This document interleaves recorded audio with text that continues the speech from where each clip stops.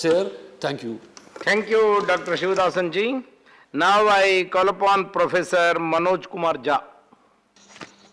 Thank you, Honorable Deputy Chairman, sir. Fridays are beautiful.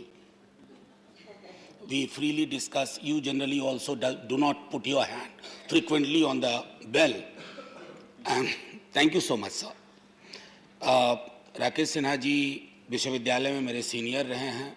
दो ध्रुवों पे हम दोनों खड़े रहते हैं, लेकिन संवाद उनकी एक खूबी है कि संवाद को विवाद में तब्दील नहीं होने देते हैं.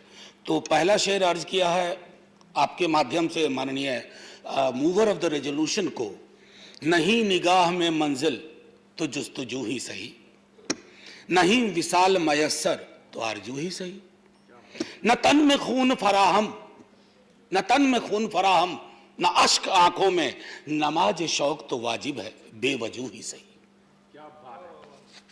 ये फैज का था सर, फैज अहमद फैज का. अब इनको इंडिक ट्रेडिशन में हम कहाँ रखेंगे कि या त्याग देंगे पता नहीं. अब तो फैसला आने वाली पीढ़ियां करेंगी. हमारे दोस्त अमर पटनायक जी ने कुछ मामला आसान किया, कुछ जवाहर सरकार जी ने. देखिए सर, माननीय सभापति महोदय, बड़ा मुश्किल दौर है. मिथ हिस्ट्री बन जाता है और हिस्ट्री मिथ बन रहा है. मिथक और इतिहास का फर्क अगर आप मिटाने पे आमादा हैं तो बड़ी मुश्किल होगी. आज तालियां बजेंगी लेकिन कल वो हाथ ही नहीं होंगे ताली बजाने वाले. मैं ग्रैम्शी का जिक्र किया. एंटोनियो ग्रैम्शी मार्क्सिस्ट हैं सर, मार्क्सिस्ट थे, फासिज्म से लड़े. हेजिमनी का जिक्र किया अमर पटनायक जी ने, लेकिन एक काउंटर हेजिमनी हुआ करती है जो हेजिमनी को चैलेंज करती है, और उसका केंद्र आमतौर पर शिक्षण संस्थान विश्वविद्यालय होते हैं. मैं समझता हूं कि मेरी आज की जो भी मेरा ऑब्जर्वेशन होगा वो उसी दृष्टिकोण से होगा कि काउंटर हेजमनी का एक प्लेटफॉर्म तैयार किया जाए, जिसमें मैं फाइनली राकेश सिन्हा जी और तमाम पुरुषोत्तम जी वगैरह सबको इनवाइट करूंगा. सर, अमर पटनायक जी ने एक और बात कही, वो था कल्चरल रिलेटिविज्म. उसके विपरीत एक कॉन्सेप्ट है इथनोसेंट्रिज्म. हम में से अधिकांश को लगता है ना कि हम जिस संस्कृति और सभ्यता में पले बढ़े हैं, दूसरों को तौलने का पैमाना भी वही होना चाहिए. ये टेम्पटेशन है सर. कई सभ्यताओं को ये टेम्पटेशन खा गया, लील गया. हमें इस टेम्पटेशन से बचते हुए कल्चरल रिलेटिविज्म को हमेशा तरजीह देनी चाहिए, तभी कुछ बात बनेगी. अब जैसे मैं एक बात कहूं, बाबा साहब भीमराव अंबेडकर कभी, माननीय उपसभापति महोदय, मैकॉले को हम काफी मैं समझता हूं तंज करके रेफर करते हैं, लेकिन कभी हम लोग को यह सोचना चाहिए कि दलित बहुजन चिंतक मैकॉले पे तंज क्यों नहीं करते हैं. वो क्यों मानते हैं कि मैकॉले ने कुछ द्वार भी खोले. मैं बाबा साहब की बात कर रहा हूं. बाबा साहब was of the view that India's future lies in Western education and Western institution. तो बाबा साहब पर तो माला पहनाई जाए, उन पर फिल्में बनाई जाए, लेकिन उनके विचारों को आत्मसात ना किया जाए, क्योंकि आपके एथनोसेंट्रिक अप्रोच को बाबा साहब चैलेंज करते हैं, उसको धूल धूसरित करने की कोशिश करते हैं. ये इस तरह के कॉन्ट्रडिक्शन में मैं समझता हूं न सिर्फ खुद इन कॉन्ट्रडिक्शन का बाबा साहब ने जिक्र किया, बल्कि इन कॉन्ट्रडिक्शंस को एक आंदोलन, उन्होंने बिला वजह नहीं कहा था sir. Educate, agitate and educate. Why? Because he knew the kind of education, जिस एक प्राचीन भारत का आप जिक्र कर रहे हैं सर. हर चीज जो प्राचीन होती है गोल्डन नहीं होती है. हम लोग सबको बताया गया कि Gupta period was the golden period of Indian history. जब फिर गौर से पढ़ा तो पता चला कि स्लेवरी तो वहीं आई थी, विमेन के स्टेटस में डिटोरिएशन वहीं हुआ. सो थ्रू यू सॉ, अगर इस सदन को, हम सबको कोई व्यवस्था बहाल करनी है ना, the golden period shall be in the future which we shall take, if not possible we shall snatch.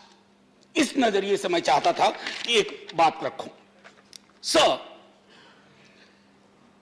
अतीत, अक्सर हम नॉस्टैल्जिया में जाते हैं. नॉस्टैल्जिया में कहते हैं कि प्राचीन काल में ऐसा था, प्राचीन काल में वैसा था। अब मैं जरा पेरियार को कोट करना चाहता हूं। उत्तर भारत में अभी भी बहुत कम लोग सिवाय नाम के उनकी रचनाओं को लोगों ने नहीं पढ़ा है। सर, ये एक किताब है सच्ची रामायण, ये बैन कर दी गई थी। उनकी कई और किताबें भी बैन हुई। तो बैन होने के बाद जब लोगों ने संघर्ष किया और तो पेरियार के बारे में इलाहाबाद उच्च न्यायालय ने क्या कहा, यह हम सबको जानना है। राकेश जी, मैं आपके समक्ष रखता हूं। हमें यह मानना संभव नहीं लग रहा है कि इसमें लिखी बातें आर्य लोगों के धर्म को अथवा धार्मिक विश्वासों को चोट पहुंचाएगी। लेखक का उद्देश्य जानबूझकर हिंदुओं की भावनाओं को ठेस पहुंचाने की बजाय अपनी जाति के साथ हुए अन्याय को दिखलाना भी तो हो सकता है। निश्चय ही ऐसा करना असंवैधानिक नहीं माना जा सकता है। ये इलाहाबाद उच्च न्यायालय का। क्या पेरियार और मैकॉले को पेरियार का क्या मानना था? क्या हमें उस पर नहीं देखना चाहिए? बाबा साहब का क्या मानना था? क्यों ऐसा होता है कि हमारी संकल्पना प्राचीन भारत की, जो हमारे तमिलनाडु के साथी भी कह रहे थे, शिवदासन भी कह रहे थे, हमारी संकल्पना उत्तर प्रदेश, मध्य प्रदेश, राजस्थान, ये जो काउ बेल्ट है, इसकी संकल्पना को ही हम प्राचीन भारत की संकल्पना मानेंगे तो कैसे होगा एक भारत श्रेष्ठ भारत? एक भारत श्रेष्ठ भारत के लिए कश्मीर से कन्याकुमारी, अगर आप कहते हैं भारत एक है, तो सांस्कृतिक विविधता और बहुलवाद के आधार पर बिना एथनोसेंट्रिक अप्रोच के हमें आगे बढ़ना होगा। सर 2 मिनट और लूंगा। आज आप बोलिए। जी सर। सर, आज शुक्रवार है।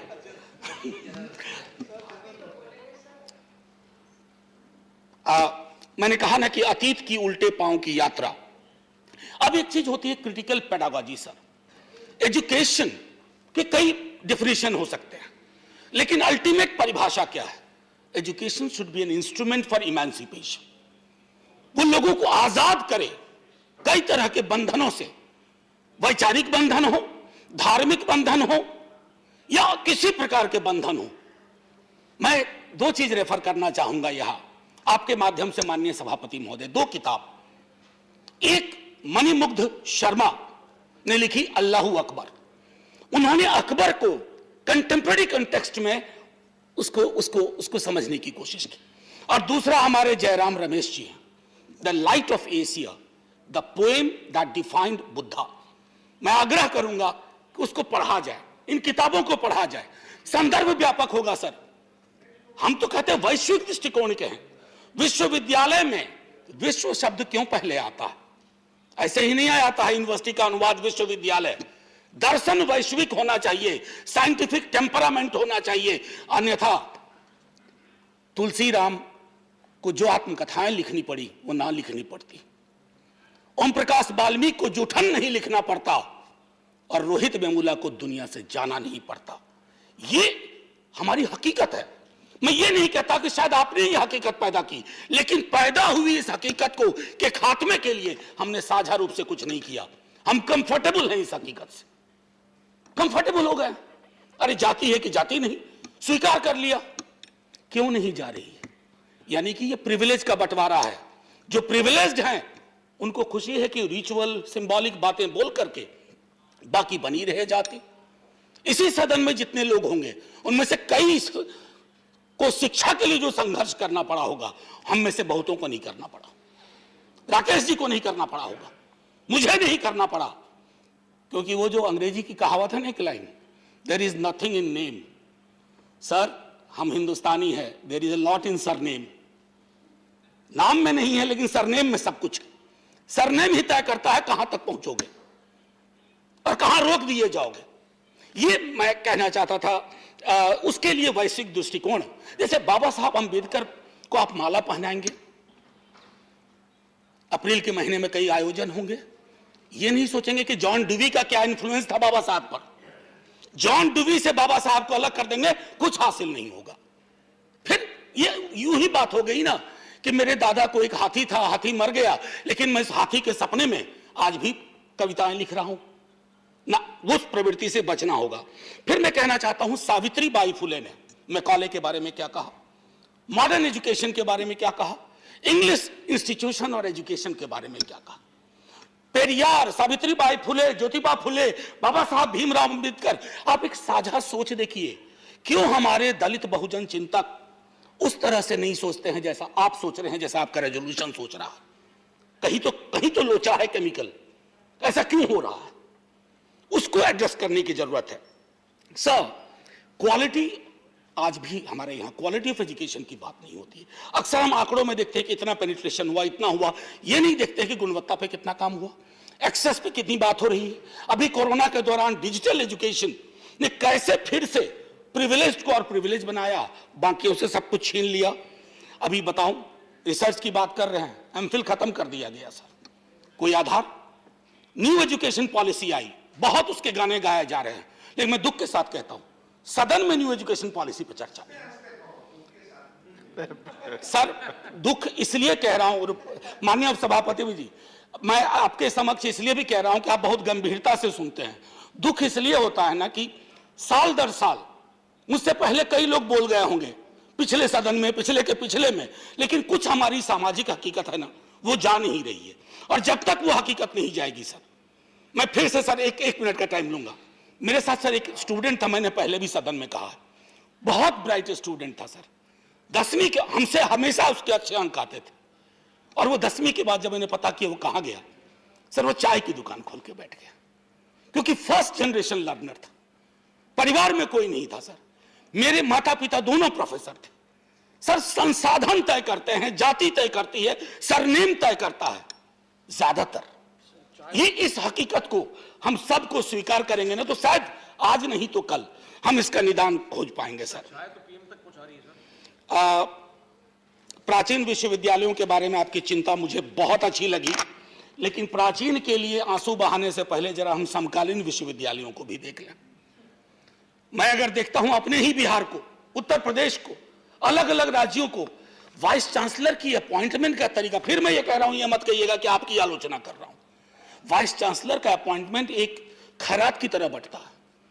तो दिलचस्पी इस बात में नहीं है कि विश्वविद्यालय का विमर्श व्यापक हो, विश्वविद्यालय का अपना वाला कहां एडजस्ट हो जाए।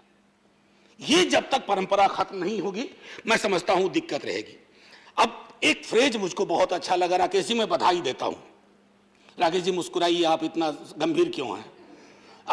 विचारों का स्वराज सुनने में कितना अच्छा लगता है, सचमुच बहुत अच्छा लगता है। आजकल इन दिनों जितने भी स्लोगन्स आ रहे हैं वो सुनने में बहुत अच्छा लगता है, ध्वनि उसकी बहुत अच्छी लगती है, लेकिन सर ध्वनि को समझने के लिए उसके अंतर्निहित तत्वों को समझे।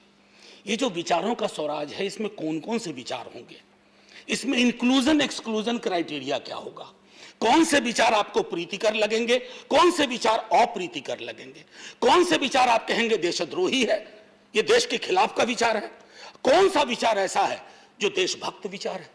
क्योंकि हम तो यहां देख रहे हैं सर, एक कपड़ा भी जहां कंट्रोवर्सी बन जाए, जहां आपस में बाड़े खींच जाए, जहां तस्वीरें बदल जाएं।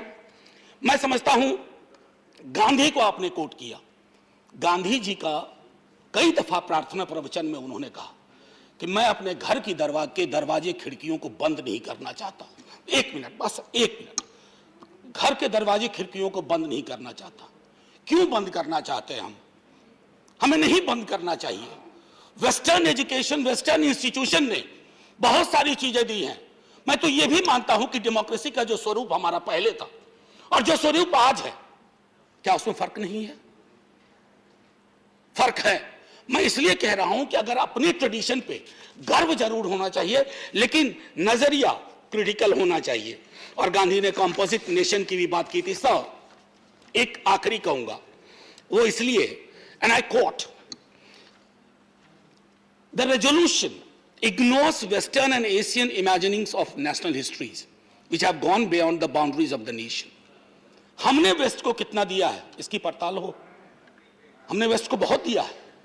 इसलिए एहसास कमतरी में नहीं सोचना है माननीय उपसभापति महोदय, और मेरा मानना है कि ऐसी व्यवस्थाएं हों, जैसे रिसर्च इंस्टीट्यूट की जो बात आपने की है वो बहुत बढ़िया है, लेकिन वहां भी ये तय होना चाहिए एक्सक्लूजन इंक्लूजन का क्राइटेरिया क्या है।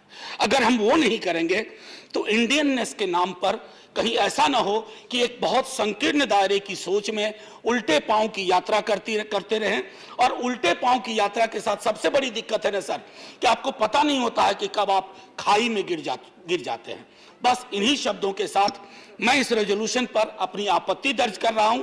इसके कुछ तत्व पर, इसके मर्म पर नहीं, बस व्यवस्थाएं ऐसी हो कि फिर से एजुकेशन कुछ प्रिविलेज्ड वर्गों के हाथ का की मुट्ठी की चीजें ना हो जाए, क्योंकि एजुकेशन ने इमेंसिपेशन के लिए काफी कुछ किया है, उसका डेमोक्रेटाइजेशन हुआ है। अगर इस तरह की पद्धतियों से हम आगे चलेंगे तो वो डेमोक्रेटाइजेशन का प्रोसेस रुक जाएगा सर। और राकेश जी, एक और आपके लिए आखिरी, अब भीख मांगने के तरीके बदल गए, लाजिम नहीं कि हाथ में कासा दिखाई दे। जय हिंद सर। धन्यवाद। माननीय संजय सिंह जी।